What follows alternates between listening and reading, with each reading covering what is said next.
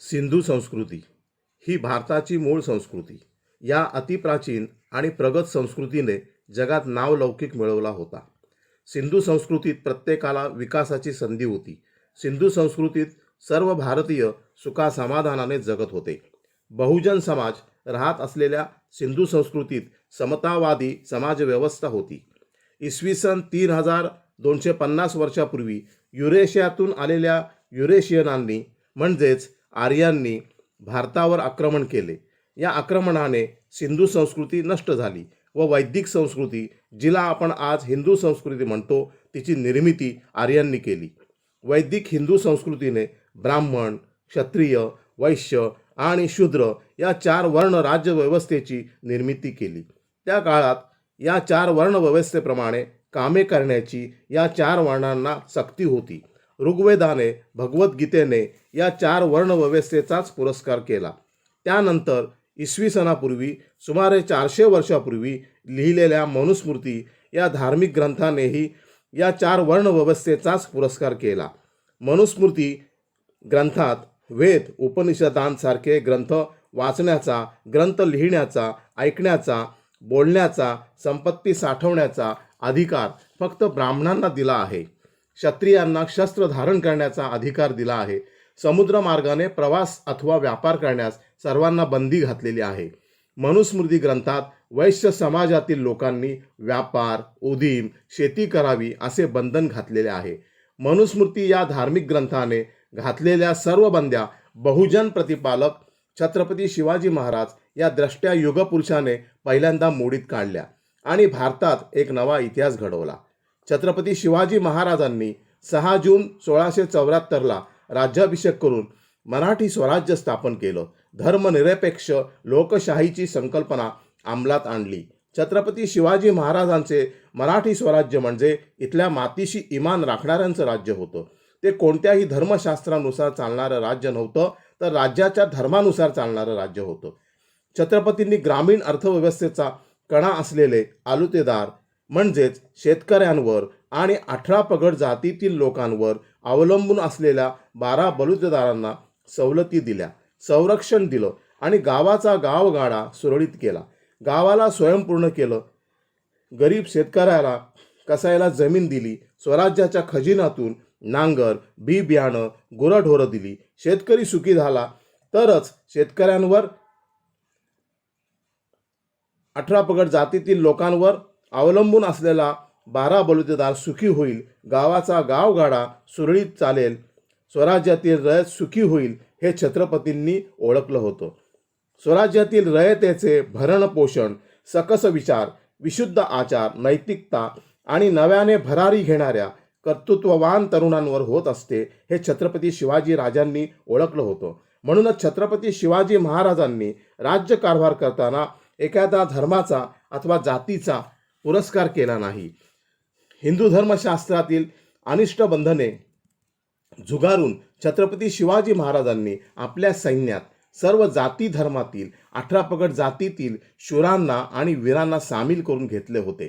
छत्रपतींच्या सैन्यात रामोशी, मांग, मातंग, महार, आगरी, कोळी, शेणवी, धनगर, मराठा, ब्राह्मण, मुसलमान, ख्रिश्चन, नाभिक, कायस्थ, परीट, कुणबी, माळी, साळी, तेली, कोष्टी, शिंपी, लोहार, सुतार, वैश्य, चर्मकार, तांबोळी, बेलदार, सोनार, भंडारी, बेरड, तेली, पाचकळशी, वडार, गुरव, कुंभार, वंजारी, कराडी, आदिवासी, लिंगायत, बुरुड, धनगर, तांबोळी, ठाकूर, काळण, कासार, कोष्टी असे सर्व जाती धर्मातील लोक होते.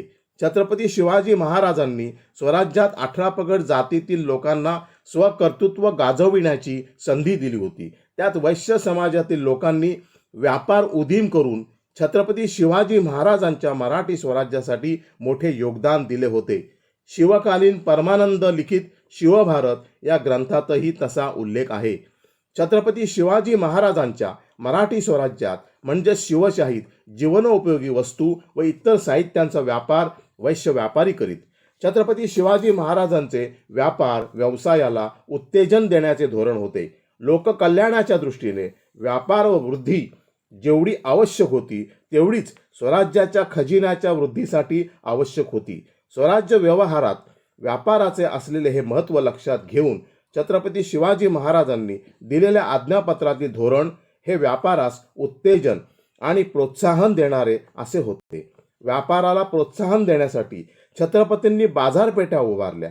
आपल्या देशात इंग्रज, पोर्तुगीज, डच, फ्रेंच, आफ्रिकन, हबशी व्यापारी व्यापार करण्यासाठी येतात, तसे आपल्या राज्यातील वैश्य समाजातील व्यापारी परदेशात जाऊन व्यापार उदीम का करीत नाहीत असा प्रश्न छत्रपतींना पडला. त्यांनी आद्य व्यापारी असलेल्या वैश्य व्यापाऱ्यांशी या विषयावर चर्चा केली. तेव्हा त्यांना वैश्य व्यापाऱ्यांनी सांगितले की परदेशात व्यापार उदीम करण्यासाठी समुद्रमार्गाने प्रवास करण्यास आपल्या धर्मातील मनुस्मृती या ग्रंथाने बंदी घातलेली आहे आणि परदेशात व्यापारासाठी जायला आमच्याकडे मोठी मालवाहू जहाजे नाहीत. छत्रपती शिवाजी महाराजांनी वैश्य व्यापाऱ्यांना व्यापार करण्यासाठी येणाऱ्या अडचणी सोडविण्याचे आश्वासन दिले व राज्याभिषेक झाल्यावर समुद्र प्रवासाला मनुस्मृती या धार्मिक ग्रंथाने घातलेली बंदी मी उठवतो आणि मी स्वतःही समुद्र प्रवास करतो असा विश्वास दिला. त्यानंतर आधुनिक विचारांच्या छत्रपती शिवाजी महाराजांनी मालवणला मोठी बाजारपेठ उभारली, जहाज बांधण्याची गोदी उभारली. जहाज बांधण्यात निष्णांत असलेल्या पोर्तुगीज सुतारांकडून मोठी मालवाहू व्यापारी जहाजे बांधून घेतली. जीवनास अत्यंत आवश्यक असलेल्या मिठाची आयात करण्याची कामगिरी या मालवाहू जहाजांवर सोपवण्यात आली. सागरी व्यापाराचे महत्त्व लक्षात घेऊन छत्रपती शिवाजी महाराजांनी मोगलांशी राजकारण केले, दुबईच्या इमामाशी व्यापारी करार केला आणि मस्कत व अन्य अरब राष्ट्रांशी थेट व्यापार चालू केला. 17व्या शतकात वैश्य समाजातील व्यापाऱ्यांनी मनुस्मृती अरबी समुद्रात बुडवली. मनुस्मृतीने समुद्र प्रवासाला घातलेली बंदी मोडली आणि समुद्रमार्गाने प्रवास करून एक नवा इतिहास घडवला. भारताच्या इतिहासातील ही एक क्रांतिकारक घटना होती. अर्थात ही क्रांती घडवण्यासाठी छत्रपती शिवाजी महाराज या द्रष्ट्या युगपुरुषाने वैश्य व्यापाऱ्यांना प्रेरणा आणि स्फूर्ती दिली होती. छत्रपती शिवाजी महाराजांना कुशे आणि शिरसाट या वैश्य व्यापाऱ्यांनी स्वराज्य स्थापनेसाठी आर्थिक मदत केल्याचा उल्लेख इतिहासातील साधनात आढळतो. वैश्य समाजाचा हा दैदिप्यमान इतिहास स्वतःला इतिहासकार म्हणून महाराष्ट्रात मिरवणाऱ्या, स्वतःला गौरवून घेणाऱ्या इतिहासकारांनी का सांगितला नाही याचा जाब या इतिहासकारांना वैश्य समाजाने विचारायला हवा. मनुस्मृती या धार्मिक ग्रंथाने समुद्र प्रवासाला घातलेली बंदी मोडण्यासाठी छत्रपती शिवाजी महाराज स्वतः इसवी सन 1665 साली मालवण बंदरातून समुद्रमार्गाने जहाजातून 6 दिवसांचा प्रवास करून कर्नाटकातील बसरूरला गेले. आपल्या सैन्यासह त्यांनी बसरूर या शहरावर पहाटे हल्ला केला आणि बसरूर त्यांनी जिंकले. छत्रपतींच्या नेतृत्वाखाली ही पहिली सागरी लढाई कल्पनेबाहेर यशस्वी झाली आणि छत्रपतींच्या मराठी आरमाराची इंग्रज, पोर्तुगीज, फ्रेंच, डच सत्ताधीशांवर दहशत बसली. मनुस्मृती ग्रंथाने सांगितलेले कायदे नीतिनियम छत्रपती शिवाजी महाराजांनी धुडकावले. इसवी सन 1656ला छत्रपतींनी कल्याण येथे आरमाराची स्थापना करून भारतीय आरमाराची मुहूर्तमेढ रोवली. तर इसवी सन 1665 साली छत्रपती शिवाजी महाराजांनी वैश्य समाजातील व्यापाऱ्यांना व्यापार करण्यासाठी मस्कत आणि अरबस्थानात पाठवून समुद्रमार्गाने व्यापार उदीम करण्यासाठी आणि ज्ञानाचे आदान प्रदान करण्यासाठी अथांग समुद्र प्रवासाचे दालन उघडून दिले. इतिहासात घडलेली ही एक मोठी क्रांतिकारी घटना होती. इतिहासकारांनी मध्ययुगीन भारताच्या सागरी व्यापाराचे जनक म्हणून छत्रपती शिवाजी महाराजांना गौरवायला हवे होते, पण इतिहासकार मनुस्मृतीत सांगितलेले कायदे छत्रपतींनी मोडल्याचे दुःख करीत बसले. छत्रपतींच्या मराठी स्वराज्यात शेतीचे उत्पन्न काढणारा शेतकरी आणि व्यापार उदीम करणाऱ्या वैश्य व्यापाऱ्यांकडून सारा म्हणजे चौथाई वसूल करण्यात येत असे. हा सारा वसुलीचा सर्व पैसा स्वराज्याच्या खजिन्यात थेट जमा होत असे. त्या काळात संपूर्ण भारतात हीच शासन पद्धती अस्तित्वात होती. या चौथाईतूनच छत्रपती शिवाजी महाराज स्वराज्यासाठी लढणाऱ्या सैनिकांचा पगार देत. शेतकऱ्यांकडून आणि व्यापार करणाऱ्या वैश्य व्यापाऱ्यांकडून मिळणारा सारा चौथाई हेच स्वराज्याच्या कोशसंचयाचे त्या काळातील सर्वात मोठे साधन होते. शिवशाहीत व्यापार व्यवसाय करणारे वैश्य व्यापारी चौथाई देत होते. वैश्य समाजातील लोकांनी छत्रपती शिवाजी महाराजांच्या विरोधात बेईमानी किंवा स्वराज्याशी गद्दारी केल्याचे एकही उदाहरण इतिहासातील साधनात सापडत नाही. दगडावर जुळाई करणाऱ्या वडार समाजातील पाथरवटांनी आदिम काळापासून दगडावर शिल्पे कोरली. या पाथरवटांचे वैश्य व्यापारी आश्रयदाते होते, प्रेरणादाते होते. वैश्य व्यापाऱ्यांनी लेण्या, मंदिरं, धर्मशाळा निर्माण करण्यासाठी आर्थिक मदत केलेली आहे. कार्ला लेण्यांच्या खोदकामासाठी वैश्य व्यापाऱ्यांनी या लेण्या खोदणाऱ्या पाथरवटांना आर्थिक मदत केल्याचे उल्लेख कार्ला लेण्यांतील शिलालेखात आढळून येतात. 12 बलुतेदार समाज व्यवस्थेत प्रत्येक गावात वैश्य समाजातील लोकांचीच किराणा मालाची दुकाने होती. वैश्य समाजातील व्यापाऱ्यांनीच गावातील सर्व समाजातील लोकांना जीवनावश्यक वस्तूंचा पुरवठा केला. वैश्य व्यापाऱ्यांनीच भूमार्ग, जलमार्ग, बंदराचे मार्ग विकसित केले. व्यापारामुळेच जगभरातील देशांची माहिती आपल्याला झाली. वैश्य व्यापाऱ्यांनीच नाणेनिधी आणि परकीय चलन व्यवस्था वृद्धिगत केली. तत्कालीन राज्य व्यवस्थेत कर चौथाई देऊन राज्यकोशाचे उत्पन्न वाढवले. वैश्य व्यापाऱ्यांनी केलेल्या व्यापारामुळे बऱ्याच लोकांना रोजगार उपलब्ध झाला. छत्रपती शिवाजी महाराजांनी वैश्य समाजातील व्यापाऱ्यांना 1665ला समुद्रमार्गाने व्यापार करण्यास प्रोत्साहन दिले. हे वैश्य समाजातील व्यापाऱ्यांच्या व्यापारी परंपरेला लाभलेलं एक नैतिक अधिष्ठान आहे. छत्रपतींनी स्वराज्यातील साधारण लोकांना असाधारण बनवलं. वैश्य समाजाला प्रगतीपथावर न्यायचं असेल तर साधारण समाज बांधवांना असाधारण बनवावं लागेल. आज सर्वच क्षेत्रात आर्थिक मंदीचं सावट आलं आहे. सिडको सारख्या प्रकल्पांनी ग्रामीण भागातील शेतकऱ्यांना 12.5% विकसित जमीन दिली, पण या शेतकऱ्यांवर अवलंबून असलेल्या 12 बलुतेदारांचं काय? सिडकोने 12 बलुतेदारांना वाऱ्यावर सोडून दिल्याने ग्रामीण भागातील 12 बलुतेदार नष्ट झाला. या 12 बलुतेदारांत खेड्यापाड्यात दुकानदारीचा व्यवसाय करणारे वैश्य समाजातील व्यापारी उद्ध्वस्त झाले. छत्रपती शिवाजी महाराजांच्या रायगड जिल्ह्यात सिडको नंतर आता येऊ घातलेल्या विमानतळासाठी नैना प्राधिकरण पनवेल, उरण, पेण, सुधागड, कर्जत, कल्याण, डोंबिवली आदी गावातील जमिनी संपादित करीत आहे. या नैना प्रकल्पामुळे उरल्या सुरल्या शेतकऱ्यांची दैना होणार आहे. शेतकरी आणि शेतकऱ्यांवर अवलंबून असलेले 12 बलुतेदारही संपणार आहेत. सिडको आणि नैना प्रकल्पांनी छत्रपती शिवाजी महाराजांनी ग्रामीण भागात सुरळीत केलेला गावगाडा, बहुजनांची जीवन पद्धतीच उद्ध्वस्त करण्याचे शिवद्रोही, देशद्रोही कुकर्म केले आहे. ग्रामीण भागातील वैश्य समाजातील दुकानदारी नष्ट झाली आहे. शहरातील बाजारपेठांतून वैश्य समाजातील लोकांची दुकाने हळूहळू हद्दपार होत आहेत. आधुनिक शहरात नव्याने येणाऱ्या मोठमोठ्या मॉल आणि मार्केटमध्ये गुजराती, मारवाडी, जैन, सिंधी, राजस्थानी, उत्तर प्रदेश, बिहारमधून आलेल्या परप्रांतीय लोकांची दुकाने थाटली जात आहेत. छत्रपती शिवाजी महाराजांच्या मराठी स्वराज्यासाठी या परप्रांतीय गुजराती, मारवाडी, जैन, सिंधी, राजस्थानी, उत्तर प्रदेश, बिहारमधून आलेल्या लोकांनी काडीचे योगदान दिले नाही. पण या लोकांनी छत्रपतींच्या मराठी स्वराज्यातील बाजारपेठा काबीज करून परंपरागत व्यापार करणाऱ्या वैश्य समाजातील व्यापाऱ्यांना देशोधडीला लावले आहे. वैश्य समाजातील सामाजिक कार्यकर्त्यांनी या सामाजिक प्रश्नात लक्ष घालायला हवे. भारतीय राज्यघटनेचे शिल्पकार डॉक्टर बाबासाहेब आंबेडकर म्हणाले होते की ज्यांना इतिहास समजत नाही त्यांना वर्तमान कधीच कळत नाही आणि त्यांना इतिहास तर कधीच घडवता येत नाही. ज्यांना दैदिप्यमान इतिहास असतो तेच इतिहास घडवू शकतात. जे लोक आपल्या पूर्वजांचा इतिहास विसरतात त्यांना इतिहास कधीच क्षमा करीत नाही. मनुस्मृतींनी समुद्र प्रवासावर, व्यापारावर घातलेली बंदी मोडून वैश्य समाजातील व्यापारी इसवी सन 1665 साली मस्कत आणि अरबस्थानात व्यापार करण्यासाठी गेले होते.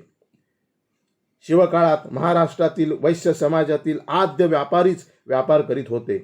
हा सत्य इतिहास आजपर्यंत वैश्य समाजासमोर कोणी आणला नाही. त्यामुळे वैश्य समाजातील व्यापाऱ्यांनी परदेशात जाऊन घडवलेल्या या क्रांतिकारक इतिहासातून वैश्य समाज एवढी वर्षे अनभिज्ञ राहिला. विस्मृतीच्या गर्तेत हरवून गेलेला हा आद्य वैश्य व्यापाऱ्यांचा सत्य इतिहासाच्या स्मृती फिनिक्स पक्षाप्रमाणे आता जिवंत झाल्या आहेत. वैश्य व्यापाऱ्यांच्या या दैदिप्यमान सत्य इतिहासातून वैश्य समाजातील तरुणींनी प्रेरणा आणि स्फूर्ती घेऊन नवीन इतिहास घडवायला हवा. आजच्या आधुनिक युगातही वैश्य समाजावर मनुस्मृतीतील विचारांचा पगडा आहे. वैश्य समाजातील तरुण मुलं मुली IAS, IPS, MPC, IT सारखे उच्च शिक्षण घेत नाहीत, नवा विचार करीत नाहीत. हुंडा पद्धतीमुळे वैश्य समाजातील गरीब घरांतील मुलींचे विवाह होत नाहीत. अशा प्रतिकूल निराशाजनक परिस्थितीतून मार्ग काढायचा असेल तर वैश्य समाजातील तरुणींनी IAS, MPS, IPS सारखे उच्च शिक्षण घेतले पाहिजे. ITI सारख्या IIT सारख्या उच्च तांत्रिक शिक्षण संस्थेतून शिक्षण घ्यायला पाहिजे. वैश्य समाजातील मुलं मुली डॉक्टर, वकील, इंजिनियर, चार्टर्ड अकाउंटंट, आर्किटेक्ट, बांधकाम व्यावसायिक झाली पाहिजेत. चित्रपट, नाटक या कला प्रांतातही वैश्य समाजातील मुले मुली चमकायला पाहिजेत. एव्हरेस्टवरही वैश्य समाजातील मुले मुली गेली पाहिजेत. आकाशात भरारी घेणाऱ्या सुनीता विल्यम, कल्पना चावला सारख्या अवकाश संशोधक मुली वैश्य समाजात झाल्या पाहिजेत. लेखक, कवी, पत्रकार वैश्य समाजातील मुले मुली झाली पाहिजेत. राजकारण, समाजकारण अशा जीवनातल्या सर्व क्षेत्रात आणि व्यापार उद्यमासारख्या परंपरागत क्षेत्रातही वैश्य समाजातील मुला मुलींनी यशाची शिखरं गाठायला पाहिजेत. वैश्य समाजातील मुला मुलींना सर्व सामर्थ्यानिशी सर्व क्षेत्रात शिरकाव करावा लागेल. वैश्य समाजाला समर्थ समाज म्हणून उभा करायचा असेल तर छत्रपती शिवाजी महाराजांनी समुद्रमार्गाने व्यापार करण्यासाठी दिलेल्या प्रेरणेतून स्फूर्ती घेऊन वैश्य समाजात सामाजिक परिवर्तन घडवावे लागेल. तरच बलवान, सामर्थ्यशाली आणि विवेकी वैश्य समाजाची निर्मिती होईल. तरच छत्रपती शिवाजी महाराजांना अभिप्रेत असलेली समाजरचना निर्माण होईल, सामाजिक परिवर्तन घडून येईल. त्रेतायुगात वैश्यवर्णाची निर्मिती झाली. भगवद्गीतेतील 44व्या श्लोकात भगवान श्रीकृष्णांनी गुरांचे पालन आणि व्यापार हे वैश्य समाजाचे स्वाभाविक कर्म असल्याचे सांगितले आहे. प्राचीन ऋग्वेदात तसेच ज्ञानेश्वरी, एकनाथी भागवतातही वैश्य समाजाचे वर्णन आहे. महाभारत काळातील वर्ण राज्य व्यवस्थेत राजदरबारात जे सभासद असत त्यात 21 सभासद वैश्य समाजाचे असत. असा वैश्य समाजाचा दैदिप्यमान इतिहास आहे. वैश्य समाजात चेतना निर्माण करण्यासाठी वैश्य समाजाचा दैदिप्यमान इतिहास हा व्हिडिओ संकलन लेखन करणारे ज्येष्ठ पत्रकार, इतिहास अभ्यासक, लेखक सुधाकर लाड म्हणतात. छत्रपती शिवाजी महाराज, छत्रपती संभाजी महाराज या महापुरुषांचा तसेच क्रांतीवीर वासुदेव बळवंत फडके, डॉक्टर बाबासाहेब आंबेडकर, प्रबोधनकार ठाकरे या महामानवांचा पदस्पर्श झालेल्या ऐतिहासिक पनवेल नगरीत विचारांची ही ठिणगी मी टाकत आहे. या व्हिडिओतील विचार संपूर्ण महाराष्ट्रात पोहोचवून या ठिणगीतील विचारांचा वणवा पेटवण्याचे, वैश्य समाजातील लोकांत चेतना निर्माण करण्याचे ऐतिहासिक कार्य महाराष्ट्रातील वैश्य समाजाने आता करायचे आहे. जय शिवराय, जय महाराष्ट्र, जय वैश्य. हा व्हिडिओ आपल्याला आवडल्यास रायगड गॅलेक्सी या यूट्यूब चॅनलला सबस्क्राईब करा. धन्यवाद.